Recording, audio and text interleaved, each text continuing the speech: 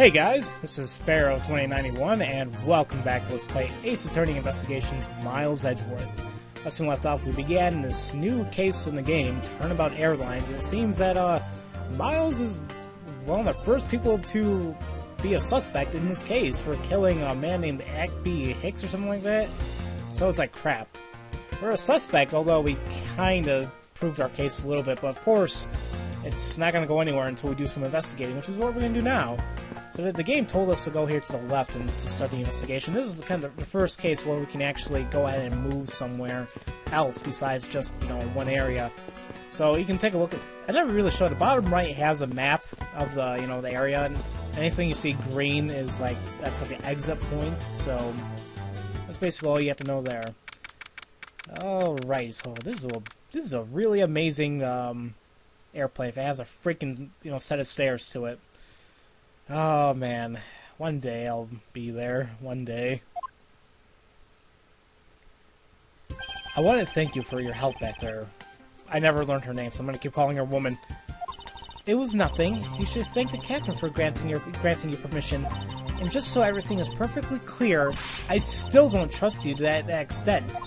I don't want you to think your standing with me has changed. I see. I'll bear that in mind. I received an order from the captain earlier. He wanted you to know that we reserve the right to stop your investigation if we feel you are not making progress. And when we do, he asks that you please return to your seat at that time. So my time runs out. My right time's out as at his and his crew's discretion, does it? I have to find a way to discredit Mr. LeBlanc's testimony before time's up. I understand. By the way, is there any place you can think of where the killer might hide on board? I don't think so. After every first-class passenger was accounted for at his or her seat, we made a thorough search of the plane. As for business and economy class, no one can move between those two classes from first class without a staff keycard, and we found no record of a keycard being used at all. Which means I have a first-class killer on my hands. At least I know that much for sure. And one other thing. No one else has been allowed near this crime scene since the murder was discovered either. Alright, time to begin our investigation on the first floor lounge. Now then, let's get started. But where should we start from? Let's start with Mr. LeBlanc's statements. The crime occurred between 6 a.m. and 6:15 a.m. During that interval, the only person in the lounge was myself, which would make me the prime suspect. However, since I did not kill Mr. Hicks, it means that this killer was around somewhere. Okay. If we are to believe that what you say is true, then yes. The first order of business will be to gather information to win your trust. I think the best way we can do this is to try examining a dead body here. Both floors is this elevator service. Only the first and second, although it can go down to the cargo hold. However, that requires a flight crew keycard. So only floors accessible to passengers are first and second, huh? Okay, that makes sense. Except if you have a flight crew keycard, you can go down to a cargo hold. Alrighty, so... Well, I told you that this thing right here looks pretty heavy, so this could actually be the murder weapon. Kind of like... We've had a lot of cases where people were smacked with blunt objects, so this seems to fit. What is this? What is this sinister-looking figure on the floor here? Oh, that's a piggy bank of our company's mascot, Mr. iFly. iFly, Mr. Ifly, or whatever. I say iFly. It's just one of the many pieces of merchandise we saw at our in-flight shop. This bank is a limited edition, and it's so popular that we're down to our last one. You have an in-flight shop? Yes, it's just beyond the lounge to the right. The shutter to the store is closed at the moment, but it was open the whole flight up until Mr. Hicks' body was discovered. There's blood on here. Could this have been a murder weapon? Possibly. Very possibly. Let's see. There's also something you can see right here. There's a little piece of paper sticking out of the coat pocket. So I think that might be something to look at. There's something sticking out of his pocket. Hope you won't mind if I take a look at what's inside. The picture. It looks like it was taken inside a building somewhere. That is one creepy thing, whatever that is. Okay, so that's odd. What else can we look at? How about looking at the body itself, besides, just for hell of it? I wonder what was hanging off his lanyard. Oh, that's another thing we can look at too, but whatever. Something's missing from his picture. Now I can just put my finger on it. We'll go on that later. Hold on a minute. Just look at his body. I doubt anyone's expecting to find a dead body in an elevator on his flight. So Mr. Hicks, he's really dead? Yes. She's trembling, although I can't fault her for that when there's a corpse right here. Mr. Hicks, if you're really dead, then please answer yes. I see she's over trembling now, and although a new symptom seems to be appeared... Yeah, crazy. Anyway, I should focus on the victim's body. Let's see... There's blood in the back of Mr. Hicks' head. Could this be the cause of death? He appears to have been struck very hard. That sucks. Alright. Huh. Even his glasses are broken. And we're getting logic left and right here. So that must have been one hell of a hit if it broke his glasses somehow. Perhaps he fell on it? Who knows?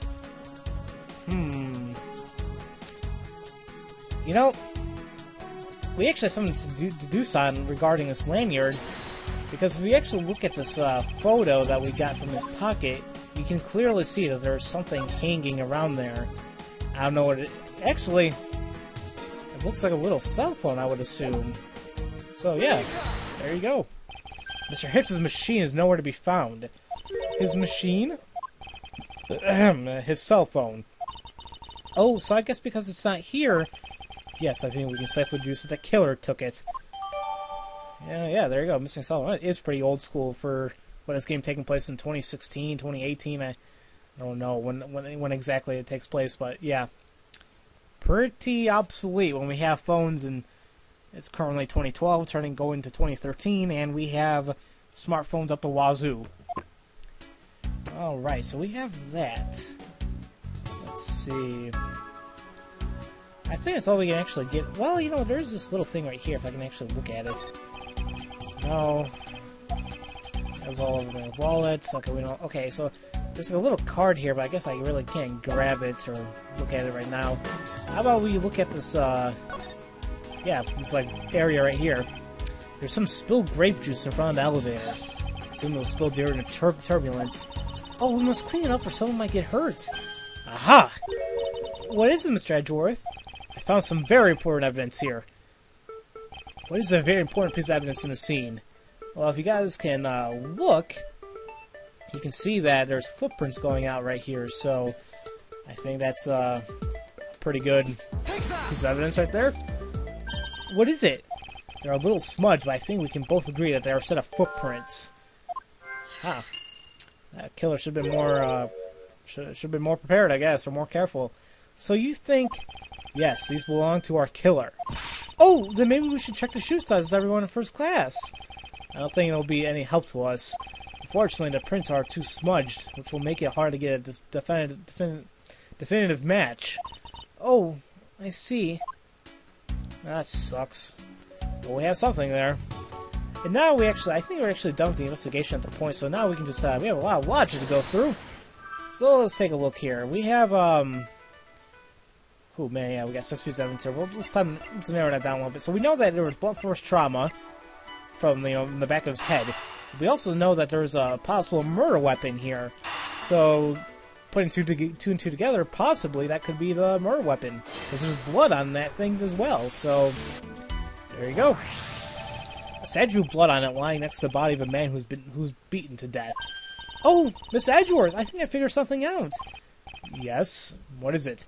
The weight of blood is on this. It looks like it matches matches up the wound on his head. Well, aren't we deserving the Master of Obvious title? Well, what do you think, Miss Edgeworth? Don't you think that's worth investigating? It would appear that this figurine is our murder weapon. Oh, I just knew it! I mean, I can't think of any other connection. It looks like she's twitching there, and it's freaking me out. Perhaps Master of the Oblivious would be more befitting. So, yeah, we're claiming that this Mr. Piggy Bank thing is, Mr. iFly Piggy Bank could be the murder weapon. Okay, what else do we have here? Well, we could say where was the killer and the elevator together, because honestly, it could be the only place where he could have been. It serves as only the first and second, so I think those two can go together. True, there wasn't anyone else in the lounge other than myself right before the turbulence. But if the killer was in the elevator along with the victim, then that's a different story. Now, how the hell could that be possible unless they were friends with the person, or maybe he was like hiding up? I don't know. It's kind of weird. That's possible. Could be an elevator. Don't know. Now, what else do we got here? Let's see. Well, if he was in the elevator with the person, then that could also explain the spilled grape juice. You know, because of footprints. Maybe he exited after he got out of there and made those footprints. So that could be another connection there as well. I have it! I'm sorry, but I don't understand, Mr. Edgeworth. I can prove that someone other than myself was here around the time of the murder. What? Really? Yes. It's rather simple, actually. The proof is in the pudding. Or rather, the grape juice in this case. These footsteps here confess to me that this very fact, that someone exited the elevator alive. Seeing as how the victim is dead, that would mean a second person. But couldn't the footprints be from Mr. Hicks himself? Ah, but if you take a look at our victim's shoes, you can see the victim's soles are spotless. Which means Mr. Hicks wasn't alone in the elevator. In fact, it's quite the opposite. There was actually one other person inside the elevator. That would only make sense if they're like those footprints exist, so there you go. And just like that, our investigation is complete for right now. What's going on over there?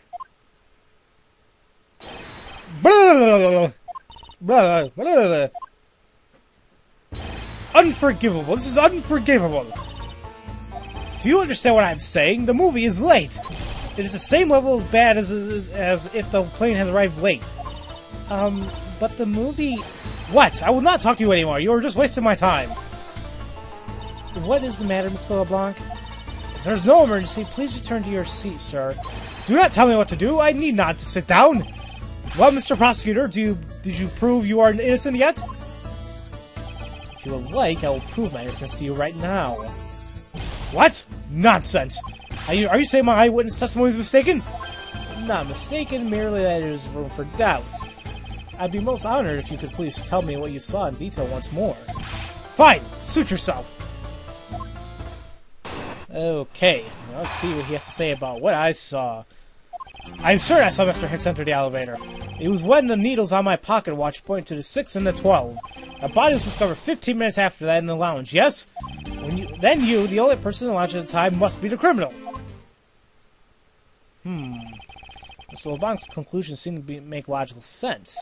After all, the only person in the lounge at the supposed time of the murder was me. So, my eyewitness testimony. If you think you can destroy it, then come, let me see. Hurry! I do not like a man who is having the time to wait for you. Why is he so irritated? I'm the one accused of murder here. Anyway, I must find a way to discredit Mr. LeBlanc's account somehow, and fast. Ah, damn it! I'll be right.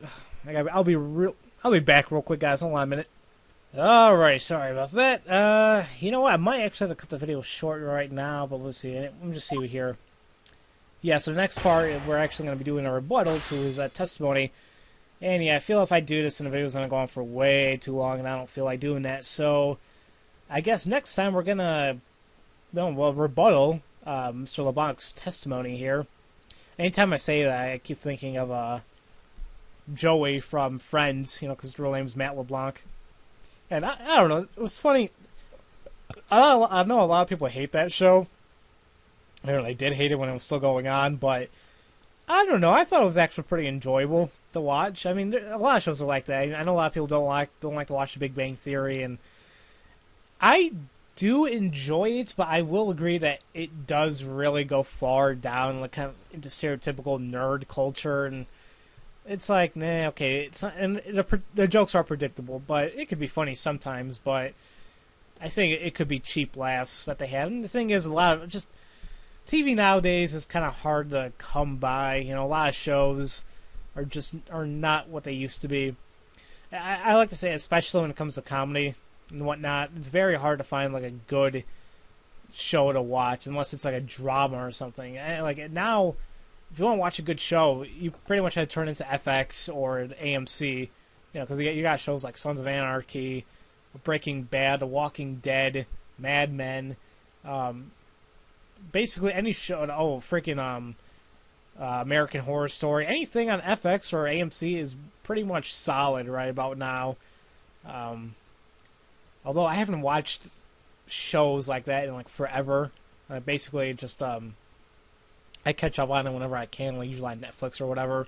Like I believe I'm only on season 1 of Walking Dead, although I know what happens pretty much throughout season 2 and 3 because people have been spoiling it for me. But that's my own fault. But definitely, that's an amazing show. I'm just mad how a lot of people love zombies now when zombies were cool way back before. But it's like, oh, Walking Dead made it cool. It's like, well, there's so many other stuff, but whatever.